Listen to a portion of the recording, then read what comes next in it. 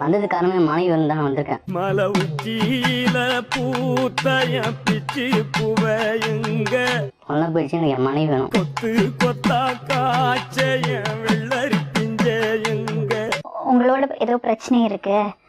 8 படத்துல அசோசியேட் டைரக்டரா ஒர்க் பண்ணிருக்கேன். இப்போ 100 கோடி ரூபாய் பட்ஜெட்ல ஒரு படம் பண்ணிட்டு இருக்கேன். லொகேஷன் பாக்குறதுக்கு ஆளை வெளியூர்ல அனுப்பிச்சிருக்கேன். மனைவி கூட இருந்தாதான் என்னால அந்த படம் பண்ண முடியும், இல்லைன்னா பண்ண முடியாது சொல்றாரு. அவர் பேசுறது எல்லாமே போய் மேடம்.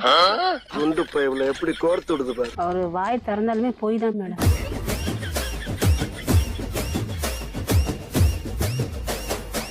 டிவில ஒரு கிருஷ்ணால தூத்த வந்தாரு என் மேல. அருவமனை எடுத்து என் கழுத்துல வச்ச தொண்டி அறுத்துறாங்க.